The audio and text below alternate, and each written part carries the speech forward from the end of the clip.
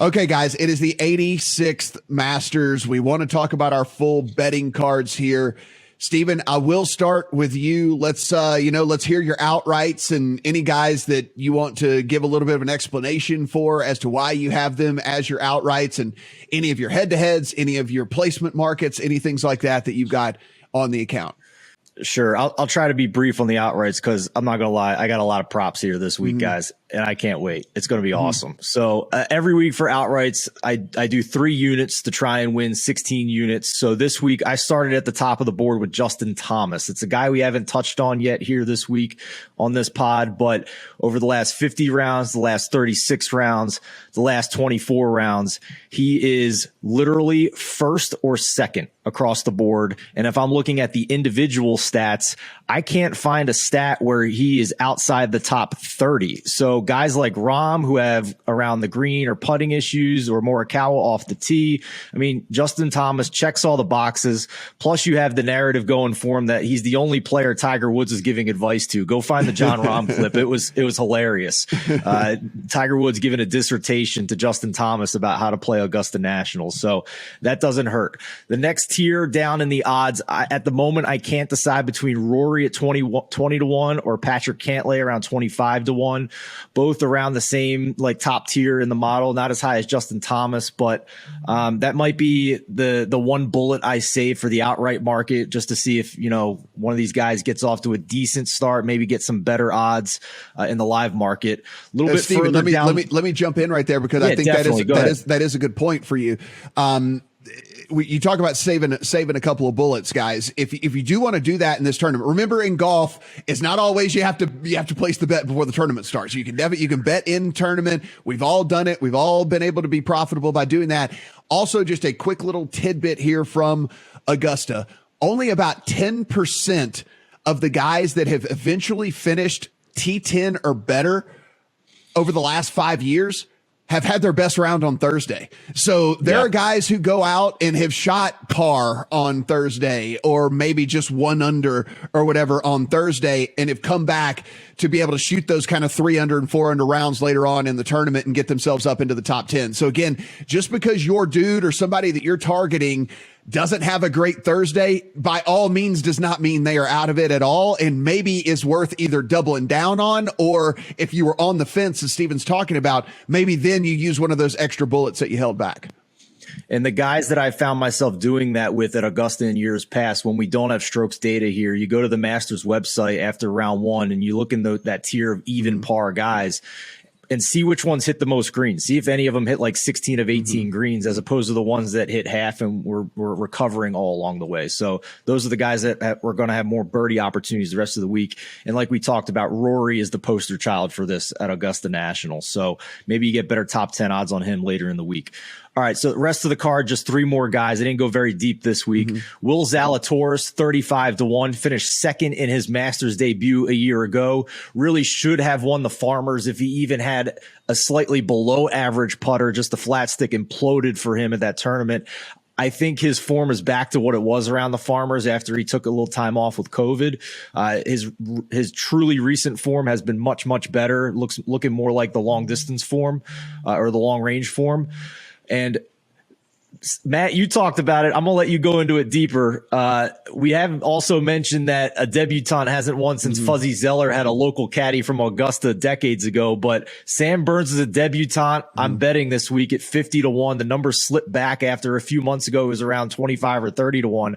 I can't not play him at 50 to 1. He's top 10 in my model at every date range, every time period. And lastly, Joaquin Niemann at 65 to 1. If we get a ceiling week from Joaquin Niemann like we saw at the Genesis at a tough course like Riv, he can be in contention this week, and he checks a lot of the boxes for me this week as well, no matter what time period you're looking at. So that's the Masters outright card for me. Yeah, we'll swing back around, get some of your head-to-heads and placement market thoughts. But Brad, who do you have outrights on in the account right now, and anybody that you're kind of on the fence about and might get added between now and tee off?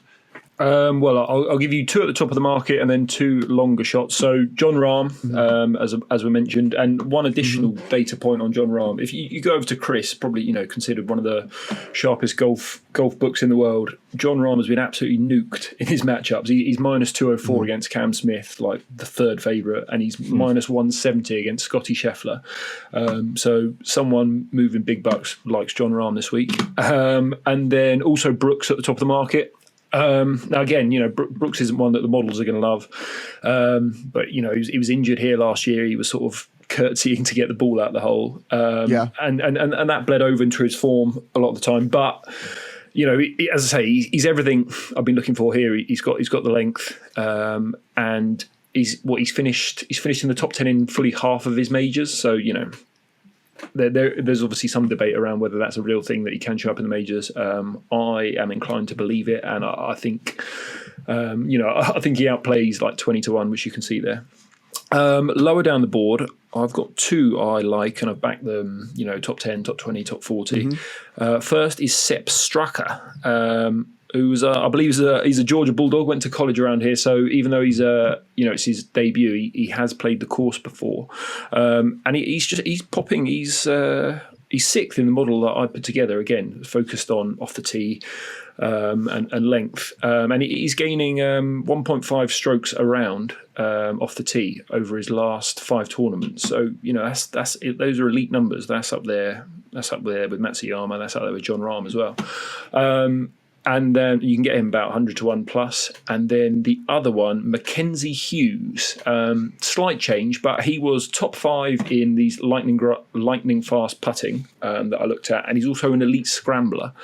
And it just basically he just looked just too big a price. Where you can get 250-1. I've seen you can get 200-1 with a lot of places in Europe, and it's just too big a price basically. So my outright card this week, guys, is a little bit longer than it is for a typical tournament. And I'll give some explanation as to this. And this is just my strategy and doesn't mean it has to be your strategy. But again, I go in and eliminate players that I don't want anything to do with this week. So when I do that, and what it does, it shrinks the field so incredibly much. And then I start going to guys that I actually like. And so now I have a smaller field to begin with, and now guys that I really like in a smaller field. And so I try to get as much exposure to guys I really like in what I consider to be a smaller field than I do in a typical 120, 130 golfer week and things like that. And so a little bit of a different strategy for me when it comes to outrights, but things that I really like. Look, I'll be with the pack here. I'll be with the flock. I have Justin Thomas at plus 1540. He just fits too much of everything that I'm looking for here. The models that I ran, he's first or second in every single version of it, no matter what I do, no matter how I tweak it. And at some point, I just can't ignore the numbers when it comes to all that. I understand that, if you look at how he's been here, it isn't necessarily like, jump off the page type stuff or anything, but for me, I just can't ignore those type of results here. My second is Cam Smith. I got him at 18-1. Cam Smith in 3 of his last 4 Masters. He has a T10, a T2, a T5 in 3 of his last 4. And if you want to talk about win equity, look, this guy might end up 30th or something, but if not, he is going to be competing to win, right? And that's what we want in these outright guys. We want guys that are going to be right there competing to win on Sunday. And Cam Smith has proven that he can close the door on tournaments, and he can also he's protected leads. He's come from behind in tournaments to win anything. If he's in contention on Sunday, I'm going to feel really, really good about having that Cam Smith ticket in there. And again, another guy that just checks all the boxes for me across everything that I'm looking for.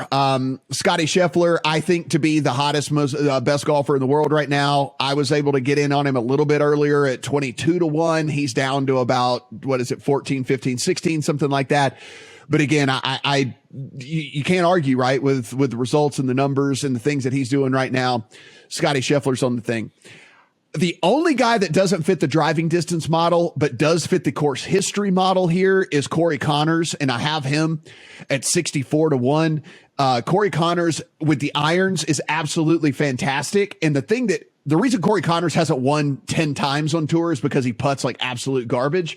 But We don't care about putting this week. And if he can just get lucky, if he can just get that thing to roll just a little bit more into the hole than he does in a typical week, I think he can find himself in contention in this one. I just thought the number was too long. I know you guys, Joaquin Niemann was somebody else was on Joaquin Niemann. I also own Joaquin Niemann at 65-1. Just checks all the boxes here. And I think that number is just way too long on him. I got Sam Burns back in October at 85-1. I still love him at 85-1. Sam Burns inside the top 10 in every single version of the model that I'm running. And yes, he is a debutante. And yes, nobody has won here for the first time since 1979. That being said, we have a multi-time winner on tour that's coming in here. This isn't like some guy that's like, oh, he's playing well. It's his first time at Augusta. He can't be taken seriously. This guy's won 3 times on tour. This guy's a proven winner.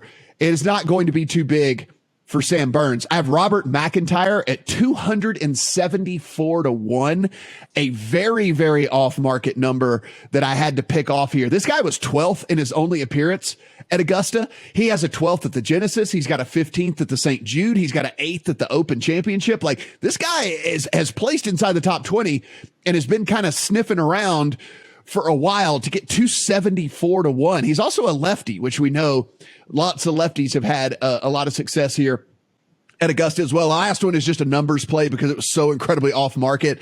Luke List at 450-1. We have a book here in town at Circa that sometimes just posts some really big numbers on guys to see if anybody's willing to bet it. I'm that guy. You give me 450-1 on a guy that's already won on tour this year. I'll go ahead and take the 450-1. I don't buy into the, he does live in Augusta now. Like, he calls Augusta, Georgia home. So I don't buy into that helps him out or anything because, I don't know how often they're touring around country. I don't know how often he's able to play the course or anything, but he is at least a local. So he will be able to sleep in his own bed. So if you buy into any of that stuff, Steven, let's get to your head to heads and your placement market stuff. For sure. We talked about Jon Rahm and the concerns with his short game. If you believe that, then can I interest you in Jon Rahm top 10 at plus 120? I mean, we talked about his consistent finishes there. That's a nice little price for him. I've seen him at shorter than that in fields with 150 golfers in recent months. So nice little number there. Sam Burns, couple different ways here. Top 20 at plus 150, half unit on a top 10 at plus 400. And hey, why not play him as the top debutante at plus 350 as well? Names like Seamus Power, Taylor Gooch, Cam Young in that top debutante market. Joaquin Niemann, top 30 minus 115, top 20 plus 180. You mentioned Luke List, Matt. Had my eye on him as two, peaked as high as 6th in one of the time periods in the model this week. You can get a top 40 on him when only 50 and ties make the cut at plus 105. So if he makes the cut, he's going to have a great chance to get inside the top 40, maybe even a half unit on top 30 at plus 185. Again, 13th or better in my model over his last 50, 36, and 24 rounds. Other fun little props I like. Top South Korean, Sungjae Im plus 120. Only has to beat Siwoo Kim and KH Lee. KH Lee nowhere near the top of the model this week. Siwoo Kim over his last 36 rounds outside the top 60, where Sungjae Im is 15th. So nice little plus price there on Sungjae to just beat his fellow countryman. And finally, top senior player Padraig Harrington plus 125. Recent finishes, second on the Champions Tour last week, top 30s in 5 straight DP World Tour events. He made the cut at Bay Hill on the PGA Tour. And oh, by the way, he had a top 5 at the PGA Championship last year. And the only other major competition he has in this category is Bernard Langer, who always seems to play well at Augusta. But I think he's getting up there in age now at this point, guys. Harrington, 312 yards off the tee average. Langer, 268. So if you're giving me that market with a bunch of other guys that aren't going to factor in, plus 125 on old Patty Harrington from the Emerald Isle. I love it. So, and lastly, the last 3 I'll mention for miss the cut. I know it's a very difficult market to cash because of the size of the field. But 3 guys that are just near dead bottom in the model this week: Patrick Reed plus 150, Justin Rose plus 225, Lee Westwood plus 100. Again, they're near some of the worst older senior players in the model I'm using this week. So to get those type of numbers to miss the cut, I have to consider it. Brad, what are we looking at from a head-to-head and a placement market for you? Well, one thing, again, this is back to the Brooks Koepka thing. You often, because he always ranks so badly in a lot of these models, because he doesn't necessarily put the effort in. I find you can often get good value betting him in matchups against the likes of McIlroy, probably against the likes of Scotty Scheffler, who will have much better data than him. But again, right. I think Brooks is damn good for a top 10. So you can get sort of 2.2, 2.3 on Brooks against those golfers where I would say that should be close to a pick 'em based on what we've seen in majors. So go find some Brooks matchups, but I think. Yeah, my head-to-head looks pretty good for guys that I wanted to fade. I'm not going to list them all because whatever, but I am going against Bryson DeChambeau in every single head-to-head I can find. It doesn't matter who it is. I'm just taking it. If I got to lay big juice, I don't care. So I've done that. Listen, he said he's playing at 80%. So and this doesn't really fit him anyway, right? Like the Augusta doesn't really fit Bryson. He's not a place the ball guy. He's just a hit it out there as far as he can and see what happens after that. So I've gone against him in every single head-to-head that I can find. I've gone against Hideki Matsuyama in every single head-to-head that I can find. There are plus monies against Hideki Matsuyama out there. You can get Tyrrell Hatton against him at plus money. You can find some other guys out there against him at plus money. Again, he pulled out of last week's tournament and he said he is playing with a hurt neck. Guys, I imagine when you're a pro golfer, your neck being hurt is probably a bad thing. So I'm going to play against him in every single head-to-head that I can find as well. A couple of others. I do have Sam Burns at plus money over Cantlay. I do have Cam Smith at plus money over McIlroy. And I love Bob McIntyre this week, and I have him at plus money over Tommy Fleetwood as well. If you look at Bob McIntyre, I mean, again, like I said, this is a dude who's done well here at his only appearance. He's a lefty, which again, they tend to play super, super well here. And this is a guy that's finished inside the top 15 at several other big tournaments as well. So, he fits a lot of the boxes that I'm looking to check, and at plus money, I'll take him as well. From a placement market standpoint, Justin Thomas top 10, Cam Smith top 10. I took Bob McIntyre top 20 at a big over $3 number, plus 330 on him in a top 20. And I laid the juice on Hideki Matsuyama on a no in the top 20 market. Circa puts up the yes, no markets here for these top 20. And I took I laid 170 on the no for Hideki on top 20 as well. Again, just fading these guys that are injured on this course in these tournament, because again, it's going to be grueling as it is anyway. It's a really, really super stacked field. And if you're hurt, then it's just going to be a tough go at it in my humble opinion. Okay. Betting aside, guys, let's do this. At the end of the day, Steven, who wins this tournament? Well, speaking as a guy who had 3 outright tickets on guys that finished second, third, and fourth this week, you might want to just take who I say here and bet him to finish top 5 and top 10. But gun to my head, Justin Thomas checks all the boxes this week. But it would not shock me in the least if Will Zalatoris or Sam Burns wins this green jacket. All said and done, Brad, who takes this thing down? It's got to be John Rahm if I'm betting him to do it. As I'll give you a quick bonus bet, because I only gave you one matchup. Is Sepp Straka in the first round 3-ball, even money about, maybe even better than that, and he's up against Frankie Molinari and Larry Mize. So I've already said how I think Straka fits really nicely here. Molinari's got PTSD from shipping it in the water against Tiger in 2019, and he's never been the same. And then Larry Mize, so I would think that should be pretty good odds on personally. Yeah, no, absolutely, I like that one a ton, guys. When it's all said and done, I want to say it's Justin Thomas. I want to say maybe it's Scotty Scheffler. I don't actually. I really want to say it's Sam Burns. I think it's going to be Cam Smith. This guy has just been so incredibly huge in every big tournament.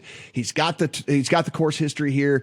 as well. And like I said, when we talk win equity, this guy just goes out and wins tournaments. And so Cam Smith for me, when it's all said and done. Guys, everything we do over on the lines, absolutely free. So head over there, take a look at all the awesome tournament breakdown stuff, all the statistical stuff. As Steven mentioned earlier, there's special articles just breaking down all the props you can find and all that. And of course, the prop finder that is on the homepage. You just go right to the homepage. You'll see the little button that you can push that says prop finder. Be sure and shop around for the best prices, because in golf specifically, outrights, top 20s, all that, the pricing changes drastically from book to book to book. So be sure and shop around and make sure that you're getting the best number on all of that. For Brad, for Steven, I'm Matt. Good luck on all your Masters bets.